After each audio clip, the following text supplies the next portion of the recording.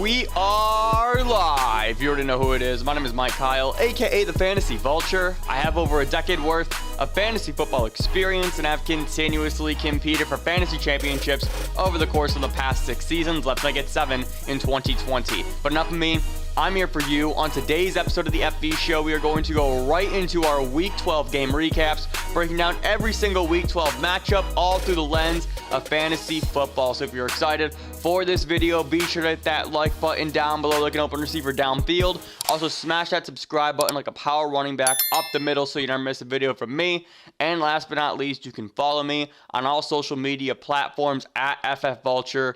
The content I am going to be producing on Twitter, Instagram, and TikTok over the course of the next 5 weeks is going to be astronomical, and I'm so excited to share what I have in store for all of you guys as we approach the playoffs and, of course, championship season, which I hope as many of you win championships this year as physically possible. But let's dive right into Week 12 in a game that was very, very exciting for a number of different reasons. The Chiefs defeat the Bucs in Tampa by a final score of 27-24.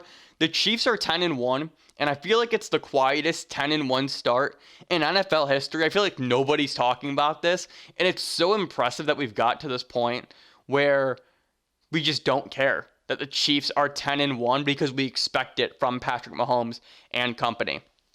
Speaking of Mahomes, 37 of 49, 462 passing yards, 3 touchdowns, and a fumble. Clyde Edwards-Helaire, 11 carries, caught 2 targets for 39 total yards.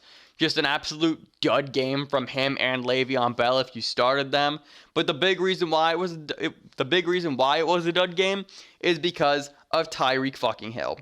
15 targets, 13 receptions, 269 receiving yards, and 3 fucking touchdowns. This might be legitimately the best fantasy performance I have ever seen. And not only that, he had 200 receiving yards in the first quarter. I don't have words for. I'm going back to this. I don't have words for what I just saw, for what I just witnessed an hour ago. It was so goddamn incredible, just to see Tyreek play after play after play. Just streak up the sideline. Mahomes would hit him right in stride. Tyreek might make a move for some extra yardage or just find his way into the end zone entirely. And he lit the Bucs on fire. He lit the Twitter timeline on fire. He lit fantasy on fire. Tyreek Hill finished with 51.4 fantasy points and half point formats. And what's likely the performance of the year. Holy shit, I can't get over what I just watched. Travis Kelce caught all 8 of his targets for 82 yards. Honestly, I don't give a fuck because Tyreek was just so damn good. Going over to the Bucs, though, Tom Brady was 27 of 41 for 345 passing yards, 3 touchdowns and 2 interceptions. Ronald Jones, 9 carries, caught 1 pass for 103 total yards and a touchdown.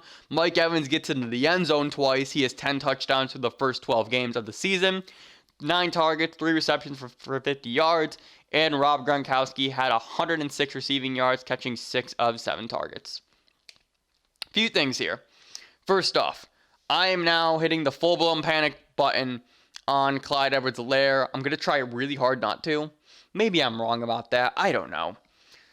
Just the attempts have certainly gone down. He gets into the end zone twice last week versus a bad Raiders run defense, but it's just in this game, you are gonna get games with Clyde where he or Le'Veon Bell, for that matter, aren't involved because Mahomes is lighting the field on fire, because Tyreek Hill is lighting the field on fire. I like Clyde more than Lev, so I'm not gonna go off the ship entirely.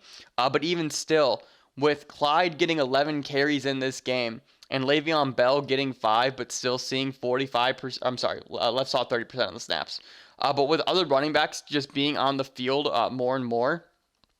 What's actually crazy in this game is actually Clyde had 61% of the snaps, but it doesn't matter because, yes, he's still seeing 61% of the snaps, but the workload isn't there to back it up. Only getting 11 carries in this game where honestly the Chiefs were ahead by a country mile going into the fourth quarter. It was disappointing that Clyde wasn't more and more involved because he should have been. So just wanted to keep in mind going forward, we do maybe just have to limit our expectations for Clyde even more than they already are right now. Tyreek Hill is great. Travis Kelce is great.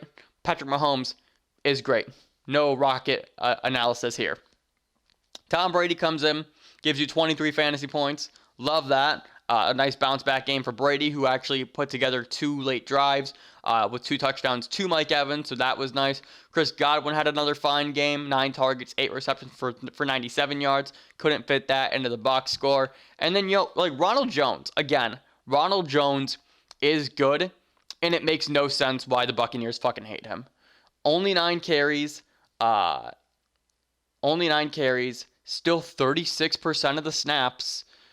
I don't get it. I do not get it for the life of me. Ronald Jones has had multiple big plays throughout the course of the season. He had a 37-yard touchdown. In this game, we saw the 98-yard touchdown 2 weeks ago. I just don't know what Ronald Jones has done to piss off these Tampa Bay Buccaneer coaches because it doesn't make any sense. This team gets the bye next week, so you won't have them for week 13. But their playoff schedule, which is the big thing for me here, it's to me, the Tampa Bay Buccaneers playoff schedule is the best playoff schedule in the NFL. It is Minnesota, Atlanta, Detroit, Atlanta. You will not find it. I mean, it is Christmas tree green on Sleeper. I'm so excited for it. As somebody who has Ronald Jones myself, as well as Antonio Brown, and I have Ryan Suck up their kicker, just having those options, just maybe I don't want to play Allen Robinson because I'm scared of the matchup that he might have, or I don't trust Nick Foles or Mitch Trubisky, whoever is starting, and I can put Antonio Brown, or I can find a way to flex in Ronald Jones instead. I'm so happy that I have those 2 players with their playoff schedules upcoming because it's going to be super nice. And if you have Mike Evans, who's been a touchdown machine, and you have Chris Godwin, who's been a beast in between the 20s, and you have Antonio Brown, who's had an increase in targets pretty much every single week outside of this game, which was a dud performance. If you have Tom Brady too, right? You can't forget about the GOAT. What the Buccaneers might do to round out the season has me so damn excited. And they are going to win you, me, and a ton of other people a lot of fantasy championships. And that's going to make my heart so happy.